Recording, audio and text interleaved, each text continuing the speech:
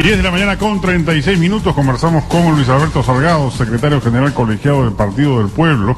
Él fue integrante del Frente Amplio hasta enero de este año y la inquietud que estamos conversando con él es respecto de qué proceder debe tener la izquierda respecto a esta segunda vuelta electoral. A su juicio, la izquierda tiene que manifestarse y hacer expresión política de estas circunstancias. Claro.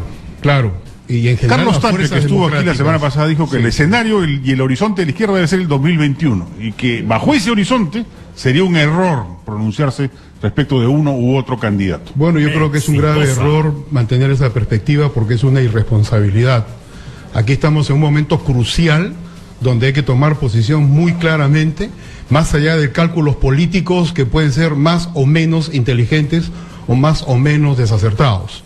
Yo creo que estas son las circunstancias en las cuales realmente tiene que trazarse una línea muy clara entre lo que significa un sendero de desbarrancamiento por el autoritarismo, por la corrupción, conociendo además los antecedentes. No podemos hacernos... Claro, salvo que en algún sector de la izquierda pues no crean que hay ese riesgo, ¿no? Porque si no nos explica que se pueden abstener. O que obnubilados por el objetivo menudo de ver el 21, a ver cómo nos va y dejar que las contradicciones se agudicen, lo cual es una falacia violentista, porque mientras peor todos, mejor ellos, ¿no? Entonces, esta es una cuestión de agudizar las contradicciones muy marxista, leninista, torpe y casi polpotiana, diremos yo, ¿no? De los que me huyo, de que justamente en la exacerbación de los males sociales estriba la utilización perniciosa de esos males para un beneficio hipotético futuro.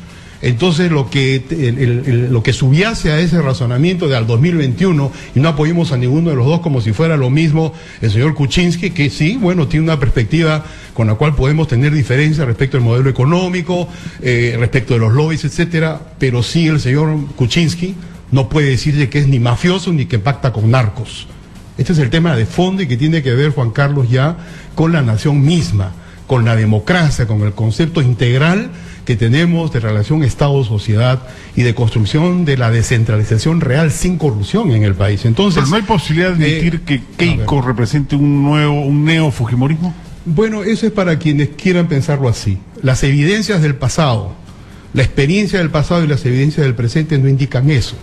Y quiero decir algo más en relación a las declaraciones de lavarse las manos en estos momentos, que sería algo parecido a lo de Poncio Pilatos, ¿no? Hay izquierdas e izquierdas, Juan Carlos, ¿no? Hay una izquierda vinculada a los años 60, 70, 80, marxista-leninista, estalinista, que en el pasado se llamaba la izquierda comunista o la izquierda, nosotros consideramos la izquierda totalitaria. Nosotros, como seguidores de Haya de la Torre, del Frente Único del Pueblo, Partido del Pueblo, y en todo caso como seguidores históricos del pensamiento de Víctor Raúl, nos consideramos de izquierda democrática, la izquierda nacional, esa izquierda que arraigó profundamente en el corazón y la inteligencia de los pueblos del Perú durante décadas, antes de que comenzaba a intoxicarse con este tema pernicioso de la corrupción. Bueno, pues los pueblos, ¿no?, vinculados a ese pensamiento tienen muy claro que los cambios sociales profundos, estructurales, que son necesarios, tienen que hacerse en democracia y en libertad. Esa es la izquierda democrática. Ese es el tema de fondo, porque si hablamos simplemente en términos de la izquierda, asignándola a grupos o pequeños, más o menos grandes o grupúsculos vinculados a la ex izquierda comunista, pues en esos términos un poco se repiten esos argumentos recurrentes del pasado de agudizar las contradicciones, de la lucha de clases, sin haber comprendido que el desbarrancamiento del sistema estalinista comunista en la caída, la desaparición de la Unión Soviética, la rectificación china, la caída del muro de Berlín, no haya significado nada. No han tenido ellos esa reflexión. Y es esta la izquierda vinculada a ese tipo de cálculo egoísta que yo considero que le hace mucho daño al país, porque eso es lo que expresa el fracaso de esa izquierda trasnochada. Bueno, en una de esas revalúan su posición y sí toman partido a favor de uno de los candidatos, ¿no? A favor de PPK puntualmente. Bueno, ya han dicho que por Keiko de ninguna manera. Si es así, en buena hora que así sea. Pero no se puede, yo hacía comentario a lo que me refería, claro, a lo que había dicho Tapia, o de alguna declaración de alguna y la mayoría en estos momentos diciendo que no votó por ninguno de los dos. Así es. O en todo caso también la posición del mismo Alfredo Barnechea, que sí, de Acción Popular, que considero, más allá de que lo conozco a Alfredo muchos años, creo que es un grave error decir que deja en libertad pues para que voten por quien sea. No es lo mismo. Pedro Pablo Kuczynski, a pesar de que él mismo ha dicho que se arrepiente de haber respaldado en el año 2010-2011 a Keiko Fujimori, pero hay una distinción muy clara entre la candidatura de Pedro Pablo Kuczynski y la de Keiko Fujimori. Reitero, Kuczynski se le puede decir del lobismo, de su posición de modelo económico, que podemos nosotros discrepar.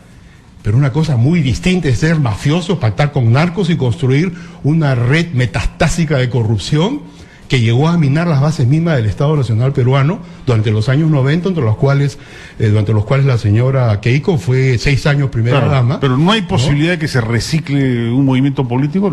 La izquierda se ha reciclado en el mundo.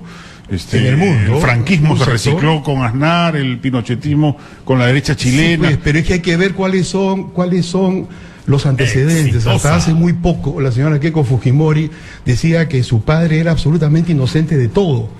Y dice ahora que ha evolucionado ideológicamente, pero si hasta hace poco ha declarado precisamente que lo de Barrios Altos y la Cantuta, su padre no tuvo nada que ver y que es absolutamente inocente del Grupo Colina y de los casos de corrupción y de los 15 millones de dólares que le entregó a Montesinos con una numeración muy distinta de los 15 millones que Montesinos inicialmente había recibido, que sí que manejaba una caja chica, no tan chica, de millonada de dólares.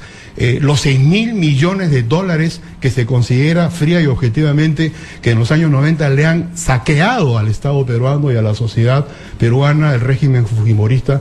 Sobre eso Keiko Fujimori no ha dicho absolutamente nada. No hay un propósito de enmienda real. Entonces, frente a todas estas circunstancias, agregado a los grupos que están, estas cuentas offshore del señor Jaime Yoshiyama que se han descubierto, el carácter prófugo de sus tíos carnales inmediatos, los hermanos del señor Fujimori, que están requisitoriados por el Poder Judicial peruano desde hace años y que no se aparecen por acá. Frente a eso no hay ninguna decisión, no hay ninguna posición. Entonces, frente a eso, decir la posibilidad de reciclarse y que tiene buena voluntad, pues allá quienes pretendan creer eso. Pero yo creo que estas son circunstancias en las cuales no se puede caer en ese tipo de ingenuidades o de evaluaciones más o menos aparentemente objetivas, porque los datos son muy claros, los indicios son contundentes. El argumento politológico es más allá de la identidad moral de quienes puedan ser protagonistas políticos hoy en día. Las circunstancias serían inviables para un proyecto autoritario como el que hubo en los 90. Pero sobre eso quiero pedirte tu opinión. Disculpa, vámonos un instante nuevamente en vivo a Palacio de Gobierno. Eric Carrao nos da detalles de la conferencia de prensa que se brindó o se brinda en estos momentos. Sin duda es necesario reconocer estas cifras dadas por la ministra y por el gobierno, pero también hay que puntualizar ante esta circunstancia que siempre la salida o el retiro de la pobreza y de la extrema pobreza de los peruanos es más sana, es saludable y consistente cuando esta ocurre producto de su mejor empleo o situación económica particular. Sin duda los programas sociales son necesarios en circunstancias de transición como los que vivimos en el Perú, con un inmenso número de peruanos aún bajo la línea de pobreza, pero es también importante destacar que la mejor forma de lograrlo es generando inclusión económica, no solo inclusión social, inclusión económica, o sea, que las personas tengan un buen sueldo, que tengan un trabajo formal, etcétera, etcétera. Pero bueno, regresamos con Luis Alberto Salgado. Había una pregunta pendiente, si en términos de viabilidad, un proyecto autoritario como el de los 90, hoy en día sería factible o no. Yo creo que de ninguna manera. Y pretenderán imponerlo. Podrán inclusive imponerlo por algunas semanas o meses. Pero el grado de convulsión, de inestabilidad que eso significaría en un país transido por tantos problemas, por tantas situaciones de descontento, de conflictividad social, de falta de entendimiento entre el Estado y la sociedad, del Perú profundo que no se entiende con ese Perú oficial, se exacerbaría al máximo. Es no comprender, sería no comprender que el signo de los tiempos ya no va por ahí. Los pueblos del Perú, Juan Carlos, creo, ya no se les puede mecer. Y yo creo que un poco estriba esto de la posibilidad de controlarlo el poder, no solamente legislativo, sino el ejecutivo, sino de estas elecciones que han sido, yo lo he señalado, dolosamente irregulares, en las cuales al Jurado Nacional de Elecciones le cae una grave responsabilidad. Exitosa. Por cuanto al aplicar la cifra repartidora y al excluir indebida e ilegalmente tanto a César Acuña como a Julio Guzmán, más allá de simpatías o antipatías con esas candidaturas, que debió imponerse, lo hemos conversado antes, en todo caso una llamada de atención, una amonestación severa o en todo caso una multa, pero de ninguna manera eliminar esas candidaturas. Eso alteró gravemente la representación nacional. Entonces, ahí tenemos el caso de Goyo Santos, por ejemplo, con su Partido de Dignidad y Democracia, que saca más del 40% en Cajamarca, sin embargo no tiene un solo congresista. O en Madre de Dios, donde uno de los candidatos saca una mayoría abrumadora y porque no alcanza el enganche de la valla, simplemente no tiene representante Madre de Dios. Ese que precisamente sacó la más alta votación. Este tipo de irregularidades, Juan Carlos, es lo que ha determinado esa representación irreal, ilegítima, realmente. Y bueno, el solo hecho de que el fujimorismo tiene, en términos reales, 27% de la votación, de la población electoral. Claro, 32 si es que se consideran solamente los válidos. Así es. Y tiene pues más del 60%. 55, casi 60% del Congreso. Entonces, eso es irreal. Eso es una falacia que puede estribar en graves decisiones de gobierno y una impresión de que controlan y tienen el respaldo aplastante y mayoritario de la población. No es así. No es así. Y si van a pretender tomar decisiones sobre esa base, Constitución pues peruana van a chocar está hecha para tratar la de la realidad, ¿no? La Constitución peruana está hecha para tratar de darle mayoría a los gobiernos. Y siempre se ha dicho que es necesario que un gobierno tenga mayoría en el Congreso, si no es ingobernable. Y en este caso, ¿no sería condenar al país a la ingobernabilidad apoyando a PPK? Bueno, ese es un criterio clásico, ¿no? Uno de los criterios clásicos que no se aplican generalizadamente y no pueden aplicarse dependiendo de las circunstancias al Perú. Yo creo que no es aplicable ya. Es una constitución que, claro, tener mayoría en las circunstancias, además, conociendo los actores, esto lo habla Maurice Duverger, los científicos políticos, los analistas. Cada circunstancia y cada gobierno y cada realidad hay que verla en su momento histórico.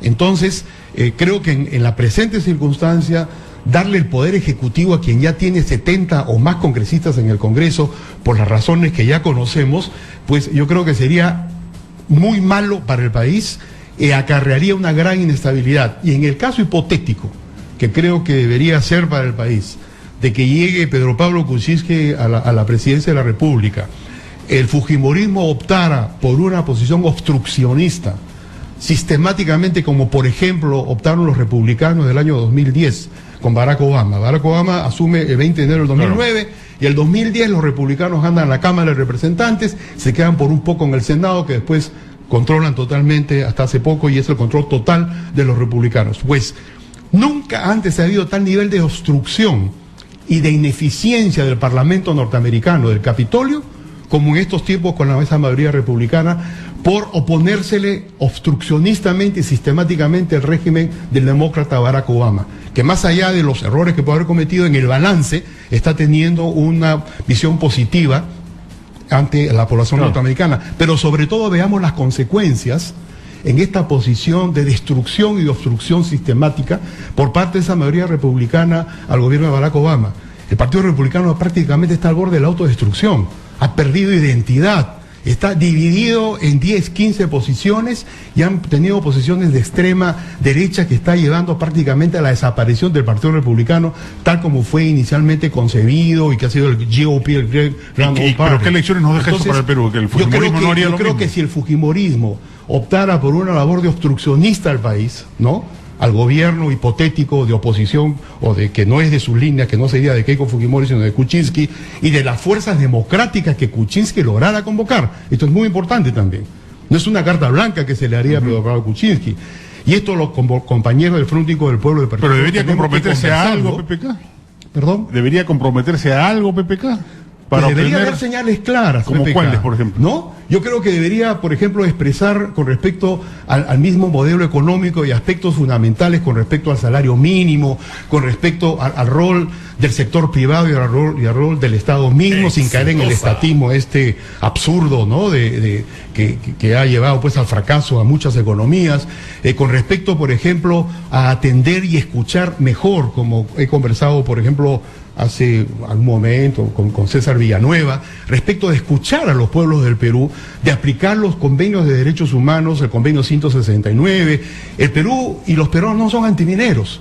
pero sí creo que debe abrirse las compuertas de un entendimiento con esas poblaciones, ¿no? Ayánicas, los aguayúns, los shipibos, ¿no? Igual que los quechos y los aymaras y sus descendientes y las poblaciones étnicas en el Perú, de saber que el Estado los escucha realmente y que no los va a mecer. Ese es un problema central que Pedro Pablo Kuczynski, creo, y su equipo tiene que sopesar en un entendimiento con esas poblaciones, con esos movimientos regionales que están esperando y expectantes de qué cosa es lo que Pedro Pablo Kuczynski, sin firmar hojas de ruta, sin necesariamente decir hago cualquier cosa con tal de que voten por mí, eso sería demagogia. Tiene que sincerarse Pedro Pablo Kuczynski, tiene que comprender que ya un hombre mayor, no, que llega al gobierno es para hacer un buen gobierno de convocatoria realmente nacional. Pero eso tiene que traducirse, tiene que expresarse, salirse por los poros a Pedro Pablo Kuczynski y comprender que este es un momento crucial, histórico, y por eso tiene que convocar ampliamente, realmente esas fuerzas democráticas, y ahí estriba la posibilidad de que ese 40 y tantos % que tiene en este momento llegue a un 50%. Bueno, está golpeando por el lado correcto al señalar todo el tiempo este tema de la dictadura, de la dinastía, el gobierno autoritario, digamos, ¿no? Eso Pero es un buen paso. Falta algo más. Eso es un paso importante, ese es el primer paso importante, básico, necesario. Aquí estamos en una bifurcación. O salimos con una democracia débil, incipiente, y la fortalecemos, institucionalizándola, realmente con actores políticos creíbles. Porque aquí no cabe tampoco convocar a aquellos, ¿no? Herodes, ¿no? Para decir que van a defender los derechos de los niños, ¿no? Entonces tiene que haber pero ese amplia convocatoria y respaldo, ¿cómo se tramitaría luego si supongamos que PPK gana la elección? Va a tener que pactar con el fujimorismo. No le queda otra. Pero eso pierde su base. Yo sabes que en este caso la política, así como en derecho me enseñaron, las cosas pesan como, las palabras pesan como oro. Pactar yo creo que no es la palabra. Podrán haber entendimientos y convergencias en determinados momentos donde el fujimorismo pueda coincidir o decir que coincide con grandes proyectos o con grandes lineamientos de política nacional con la cual coincidimos todos los peruanos. Ahí en buena hora. Pero si entramos en una situación donde claramente se toma una posición con respecto a los derechos laborales, ¿no? o a la transparencia en el manejo de la gestión pública con respecto a grupos empresariales nacionales o extranjeros, y el fujimorismo va a pretender ahí imponer algunas condiciones debajo de la mesa, pues ahí a rajatabla tiene que haber el deslinde. Y es ahí donde se puede comenzar a producir realmente la caída de caretas, y es lo que te mencionaba hace un momento. Como el Partido Republicano, por defender intereses subalternos inconfesables, se ha ido autodestruyendo y desdibujando su imagen ante la opinión pública norteamericana. Algo parecido y similar ocurrirá si es que el fujimorismo, ante un hipotético presidente Pedro Pablo Kuczynski, ante una situación concreta, razonable y sensata que interesa a todos los peruanos y de gestión de transparencia del Estado, pretende imponer sus criterios, pues ahí se verá. Entonces ahí se producirán las tensiones, no obviamente entre fuerzas democráticas, entre criterios de transparencia de gestión y de eficiencia del Estado, con criterios subalternos que son inconfesables. Entonces creo que en ese caso no cabría hablar de pactar, no hay pactos en este caso, sino un entendimiento sobre puntos cruciales en momentos determinados. Muy bien, muchas gracias a Luis Alberto Salgado, gracias, secretario general colegiado del Partido del Pueblo, que ha estado aquí en nuestros estudios. Muchas gracias, amigos, por su sintonía. Nos vemos mañana, como siempre, de 9 a 11 aquí en Radio Exitosa. No se muevan, que viene con ustedes José Rocha.